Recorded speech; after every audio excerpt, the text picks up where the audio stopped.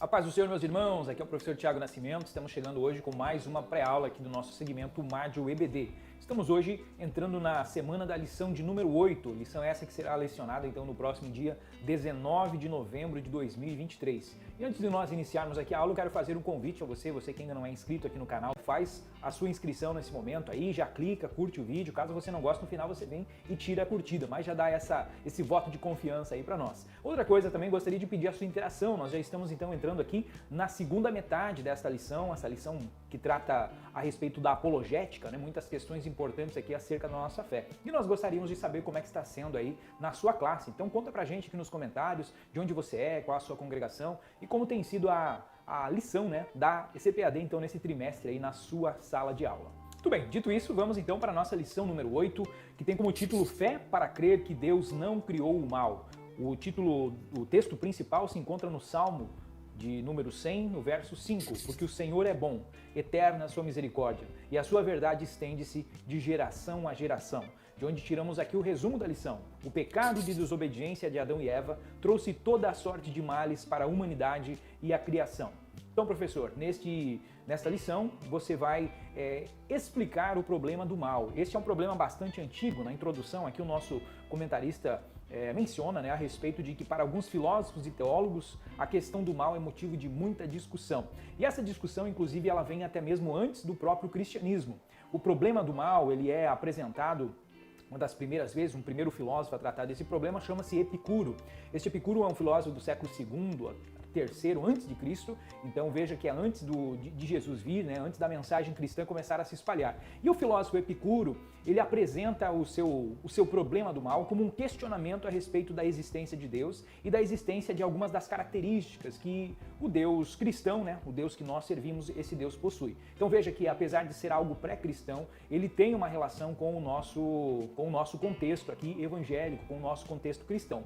Porque no chamado dilema de Epicuro, ele coloca da seguinte forma: como que é possível existir o mal no mundo, sendo que existe um Deus que ele é todo poderoso, que poderia então resolver o problema do mal.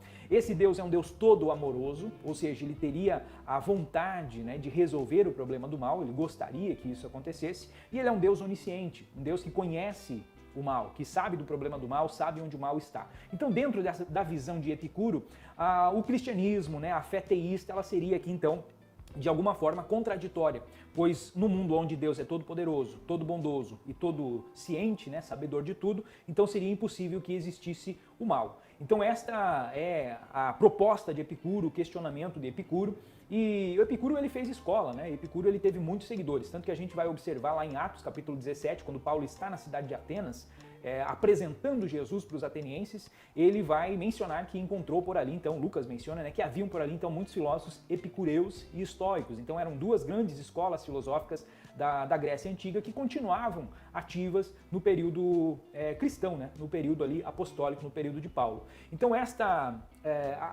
esse questionamento de Epicuro, ele vai de alguma forma tentar ser solucionado, tentar ser resolvido por muitos filósofos, por muitos teólogos, por muitos religiosos. Uma resposta que me agrada bastante é a resposta do teólogo já contemporâneo, né, chamado Alvin Plantinga. O Plantinga, ele parte da ideia de que, na verdade, aqui há uma falsa contradição, onde ele diz que o fato de ter um Deus poderoso, de ter um Deus amoroso, isso não invalidaria a presença do mal. E para isso, ele entra naquilo que a nossa lição aqui vai colocar também, já desde o início, né, desde o nosso tema da lição, aqui o resumo da lição, que colocando então o pecado da desobediência como a origem, como a fonte de todo o mal. Então nesse caso, Deus não é a causa do mal, Deus não é o criador do mal, Deus não cria o mal. Deus simplesmente é aquele que tem um plano perfeito, mas dentro dessa perfeição que Deus cria o próprio ser humano, ele dota esse ser humano de liberdade, de livre-arbítrio.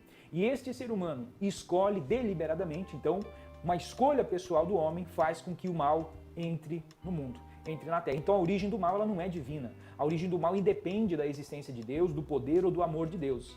E nós vamos ver no decorrer dessa lição que existem alguns pontos importantes, né, que nós precisamos destacar aqui então para os nossos jovens, porque essa questão vira e mexe, ela acaba voltando, ela aparece de uma forma ou outra lá na escola, lá na faculdade, nos próprios meios de comunicação, nos filmes, nas séries, então de vez em quando é citada essa questão do mal. E aparentemente então o Epicuro aqui, então ele segue muito vivo, né, muito ativo a filosofia dele, então nós precisamos dar uma resposta de alguma forma a isso. Embora eu já vou adiantar aqui desde o início, né, nós vamos ver no decorrer dessa lição que mais importante do que a resposta a respeito da origem do mal, qual é a causa do mal, é nós sabermos que este mal ele terá um fim, ele será eliminado ao final. Então essa esperança cristã precisa nortear você, professor, e o seu aluno, a sua classe, durante todo o decorrer dessa lição. Então é interessante que o nosso comentarista parte, né, desse texto do Salmo 100, e aí ele já começa então definindo o porquê que existe o mal. E ele atribui então a existência do mal à escolha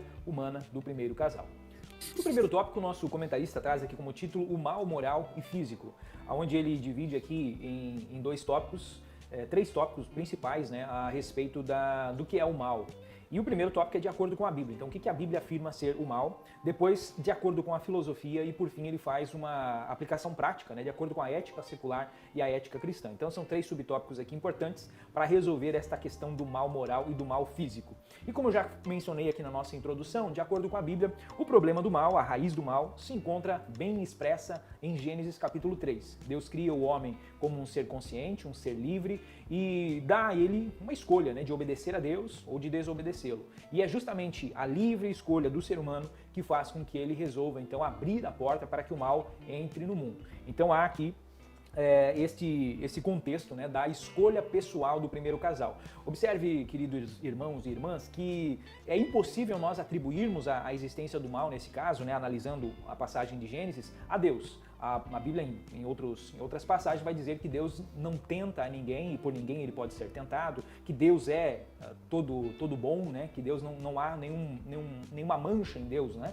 Então, nesse caso, Deus não poderia ser alguém que induziu Adão e Eva a pecar. Então, nós excluímos Deus. Deus não foi a origem do mal. O próprio Satanás, que é tido, então, por alguns, muitas vezes, numa visão assim um tanto quanto maniqueísta, né? Onde se apresenta, então, que existe Deus como a fonte do bem e existe o diabo como a fonte do mal, Satanás também não está dentro desse contexto como alguém que pôde provocar o ser humano, né? Ou obrigar o ser humano a escolher ali fazer o mal. Então Satanás ele é apresentado aqui como tentador, o mesmo papel que ele continua desempenhando até hoje. Então nós não podemos culpar Satanás pela entrada do pecado aqui, do mal no mundo, porque ele simplesmente trouxe a tentação.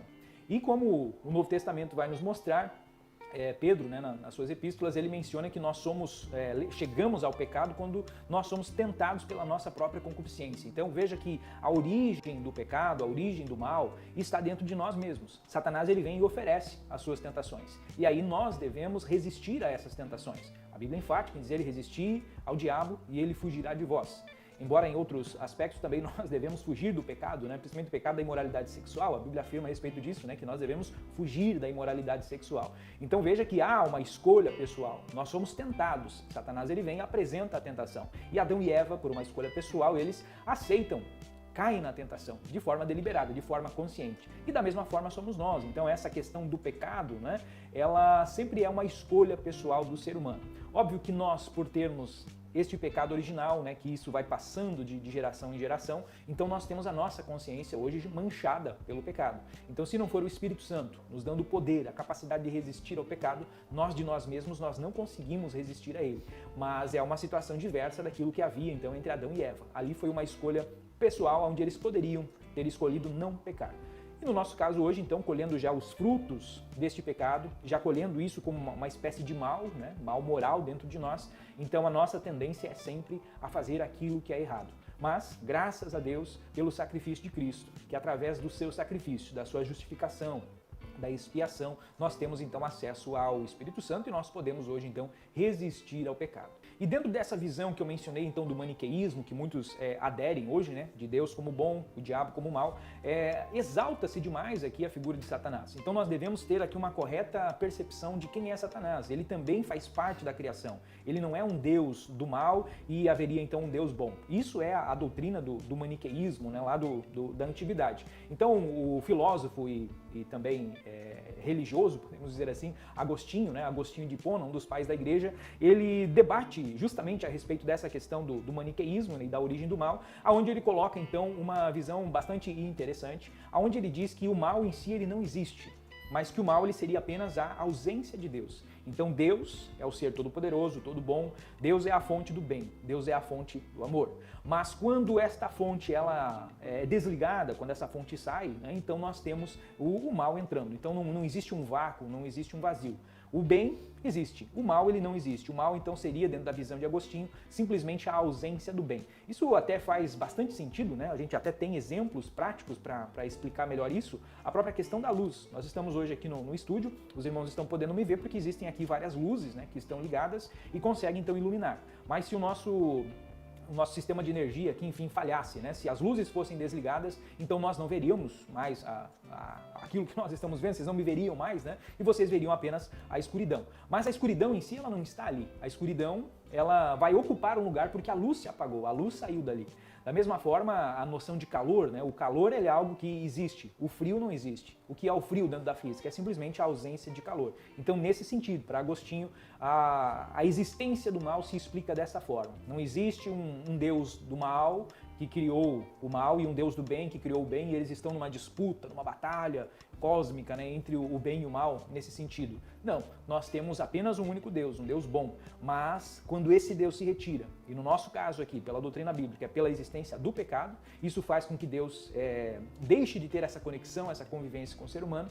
A Bíblia é muito clara isso em Isaías, né, que o nosso pecado faz separação, é como se fosse um muro, uma parede entre nós e Deus. Então quando Deus se retira, então nós temos o mal invadindo, como as trevas invadindo aonde a luz foi apagada. Ainda nesse primeiro tópico, o comentarista traz aqui como que a filosofia explica a definição de mal, a definição de bem. E ele vai citar aqui, inclusive, a escola escolástica, né, um método ocidental de pensamento crítico ao qual pertence o Agostinho, depois o Tomás de Aquino, né, mais propriamente dizendo, como herdeiros, né, desse sistema aqui que começa ali com Agostinho, com os pais da igreja.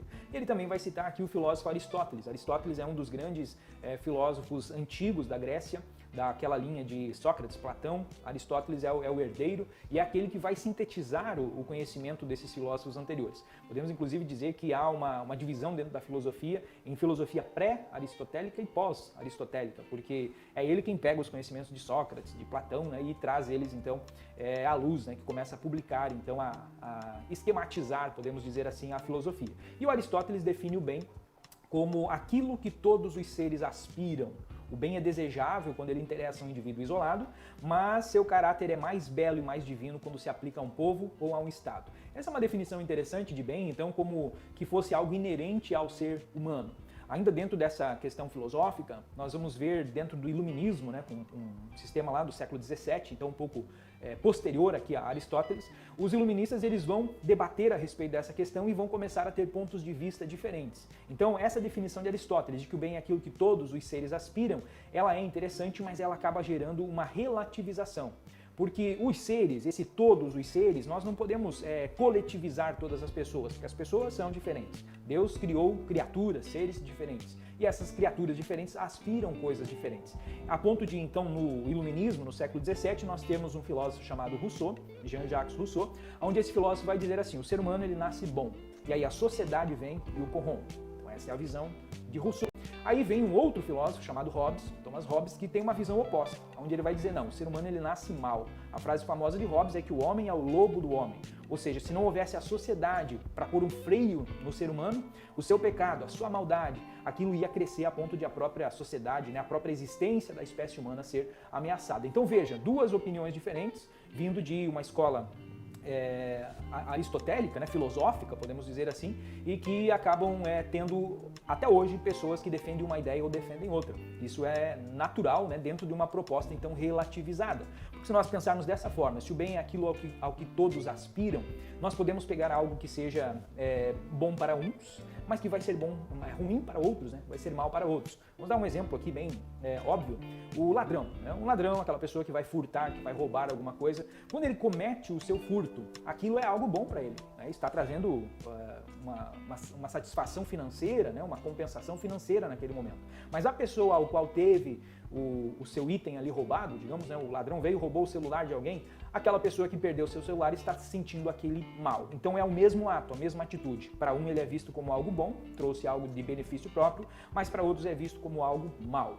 Para tentar resolver isso, né, o Aristóteles, na lição aqui, na definição que nós lemos, ele diz que o bem é desejável quando interessa a um indivíduo, mas ele é ainda melhor, ele é mais belo, mais divino, quando ele se aplica a um povo ou a um estado inteiro. Então aqui a gente imaginaria que ele está falando então a respeito de que este ato do roubo, por exemplo, não estaria justificado, porque são duas pessoas, né, dentro do mesmo povo, dentro da mesma nação, e uma delas está vendo como bem, outra está vendo como mal. Mas mesmo dentro dessa visão coletiva, de coletividade, não é uma boa definição no sentido prático quando nós pensamos, por exemplo, no nazismo, o Holocausto, né, a morte de judeus. Aquilo foi visto pela grande maioria do povo como algo necessário. Talvez não exatamente como bom, como desejável, mas algo necessário para que a Alemanha, daquele período pós-Primeira Guerra, pudesse crescer e ser forte novamente. Então muitas pessoas compraram aquele discurso e aquilo passou a ser visto então de alguma forma como algo bom, algo que simbolizaria o bem.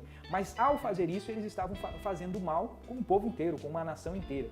Então notem que a filosofia ela nunca consegue trazer aqui uma definição perfeita, uma definição que de fato resolva, né, todas essas contradições que aparecem. Então apenas a Bíblia é que consegue trazer, como diz aqui o nosso tópico 3, subtópico 3, a ética cristã ela é superior a essa ética secular porque ela consegue trazer uma resposta que não apenas explica a origem do mal, a origem do sofrimento, como ela também traz como nós podemos fazer para quebrar esse ciclo, né, para fugir do problema do mal.